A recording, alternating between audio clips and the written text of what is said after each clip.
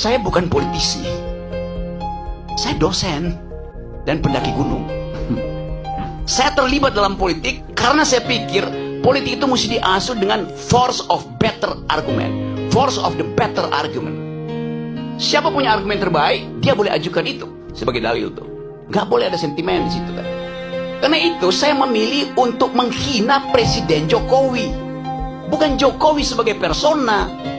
Yang saya hina jabatan dia tuh. Yang saya kritik jabatan dia.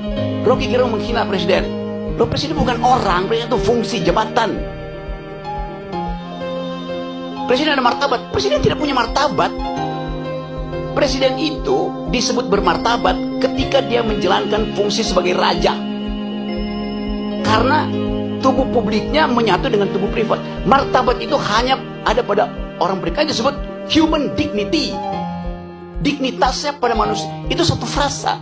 Human dignity. Saya menghargai manusianya, bukan jabatannya. Itu yang mesti jelas di kita tuh. Karena itu saya heran, kenapa kalau saya memaki-maki presiden, saya diomelin? Kenapa orang yang memuji-muji presiden tidak diomelin? Kan dua-duanya deskripsi. Memuji dan memaki itu dua-duanya kualitas yang sama derajatnya. Pujian jadi pujian karena ada yang memaki. Makian jadi makian karena ada yang memuji itu. Bifurkasi itu yang mau saya terangkan. Saya terangkan sebagai dosen ya. Poin itu tuh. Jadi kalau saya kasih kritik betul-betul metodologis. Apakah saya benci pada Presiden Jokowi? Enggak. Kaisang menikah, saya diundang oleh keluarga Jokowi. Di mana?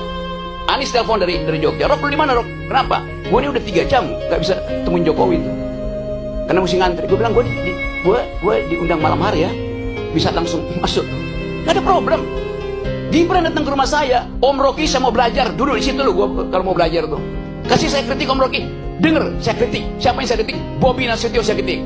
Sebagai apa Om? Sebagai gubernur. Anda belum saya kritik karena belum jadi wali kota.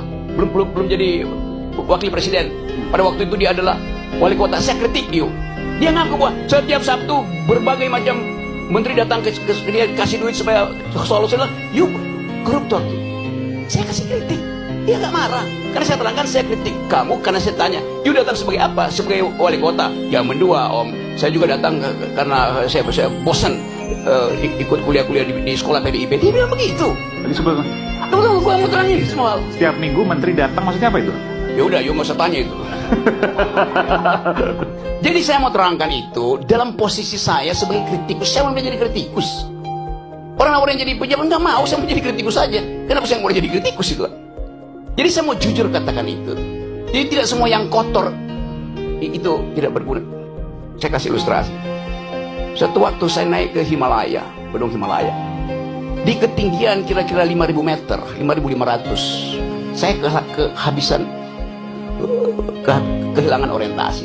Suhu udah turun minus 20. Pos terakhir itu saya tinggalkan 3 jam. Gak dapat lagi di house untuk nginep. Bayangin, minus 20. Angin 90. Kalau buka handskun itu, namanya kaos tangan itu truk kayak jarum masuknya.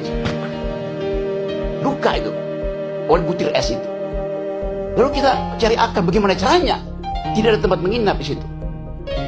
Dapat kandang yak. Yak itu adalah binatang endemi Himalaya. Itu kayak banteng kecil itu.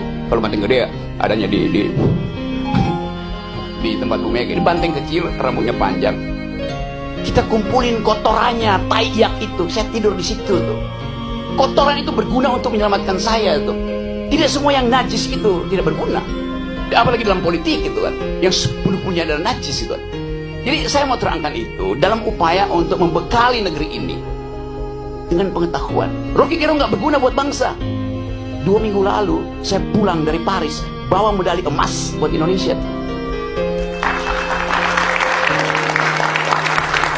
Apa dibiayai oleh negara? Tidak ada dibiayai oleh negara. Kita cari uang sendiri itu. Yang dibiayai negara itu justru diambil oleh menteri-menteri yang datang di situ dengan tagline Olimpik, padahal saya tahu dia nggak punya cabang olahraga. Lalu saya puji Jokowi dari situ. Terima kasih Pak Jokowi karena memungkinkan saya membawa pulang medali emas tuh. Saya dibully di sini. Ngapain lo puji-puji Jokowi, Rok? Pulang sorry ya. Dia presiden saya ketika saya ada di luar negeri yang menang Indonesia.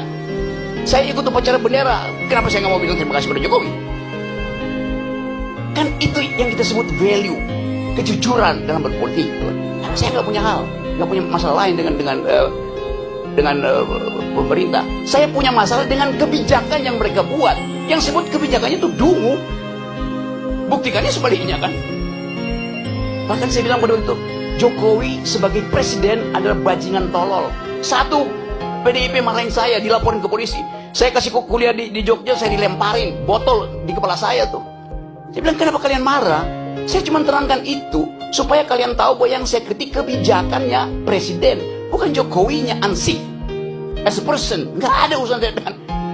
Saya berbaik-baik dengan Pak Jokowi sebagai manusia, dengan Pak Prabowo, dengan Pak SBY segala macam tuh. Zaman SBY saya paling keras kritik beliau tuh. Sekarang tiap minggu saya diskusi tentang politik global dengan SBY, nggak ada soal. Jadi saya mau pisahkan antara mental seorang yang mampu untuk memisahkan pengetahuan dia tentang kebijakan dan penghormatan dia kepada persona. Itu dasarnya. Jadi sekali lagi, saya tetap akan kasih kritik. Apapun itu hak saya. Dan tidak mungkin saya dipidana kalau saya caci maki Jokowi atau saya muji Jokowi. Pasal itu nggak ada lagi. Tidak ada pasal penghinaan presiden. Udah hilang. Siapa yang hilangin? Saya berjuang dari zaman 98 di LBH untuk hilangkan pasal itu. Jadi kalau tanya kenapa Anda caci maki? Pasal itu nggak ada. Kenapa dia? Saya yang kita di LBH Buyung Nasution. Saya penasihat ahli Buyung Nasution dalam soal-soal untuk membereskan demokrasi kita. Jadi dari 98 saya tahu akal pikiran tentang perubahan konstitusi itu. Anda caci maki aja, nggak akan Anda dipidana. Karena rakyat Indonesia melalui ketetapan MPR mengerti bahwa presiden itu bukan orang, dia fungsi, dia jabatan publik. Tidak boleh dilekatkan pada dia prinsip-prinsip pada hukum pidana, nggak bisa. Yang tidak boleh kita caci maki adalah manusia di dalam keadaan pertemanan atau Anda kenal. Orang yang nggak kenal Anda caci maki, dia nggak bakal tersinggung. Demikian juga dalam perdebatan. Debat itu adalah kemampuan untuk mengolah argumentasi. Itu aja. Sebagai dosen, saya mengajar dari S1 sampai S3. Ayo bayangin coba. Dengan metodologi yang sama itu, cara berpikir. Jadi bagi saya nggak ada soal itu. Saya akan terus kasih kritik. Saya akan terus kasih argumen. Tapi saya mencintai bangsa ini. Negeri ini saya cintai. Yang saya nggak cintai ada polisi busuk. Yang saya cintai adalah pejabat busuk, presiden busuk, menteri busuk. Ngapain cintain mereka tuh? Mereka umurnya 5 tahun. Bangsa ini umurnya sepanjang hidup. Itu poinnya. Jadi politik bukan the art of the possible. Kemungkinan bukan. Politik adalah the art of attacking the impossible. Yang impossible itu kita lenyapkan. Dan balik pada tema hari ini, kita bicarakan sesuatu yang sebetulnya barang bekas semua nih. Yang kita tahu ini terjadi karena perebutan threshold. Mulailah dengan mengucapkan thresholdnya dibikin 0. Itu harusnya tuh. Supaya ada kesetaraan orang berargumen tuh. Supaya dia argumennya bagus, bukan karena masa pendukungnya bagus. Karena itu, saya terus mengatakan bahwa untuk menjadi calon presiden, calon wakil presiden, calon gubernur, calon bupati, calon apa aja, pakai prinsip pertama bukan elektabilitas, tapi etikabilitas. Ini calon pejabat ini pernah berbohong nggak? Pernah nyolong nggak? Kalau dia lolos etikabilitas, saya uji yang kedua, intelektualitas. Karena dia mesti berdebat dengan pemimpin dunia. Itu pentingnya latihan perdebatan. Dasar perdebatan adalah konstruksi berpikir. Dasar perdebatan adalah kemampuan untuk mengolah pikiran, bukan sekedar untuk retorika, tapi dengan logika. Jadi kalau seseorang pemimpin, pilkada misalnya, dia lolos etikabilitas, oke, bagus, moralnya bagus. Tunggu dulu, belum selesai. Apakah dia mampu untuk mengunyah konsep, ilmu pengetahuan, sejarah, etc. Jadi loloskan dia secara etikabilitas, loloskan dia secara intelektualitas, baru dia kita izinkan diuji elektabilitasnya. Begitu logikanya tuh. Bukan elektabilitasnya diuji duluan. Elektabilitasnya bisa disogok ke lembaga-lembaga survei kok. Nah, saya ingin didik bangsa ini sebagai seorang yang memilih profesi dosen guru supaya jujur dalam berargumentasi. Assalamualaikum warahmatullahi wabarakatuh. Waalaikumsalam warahmatullahi wabarakatuh.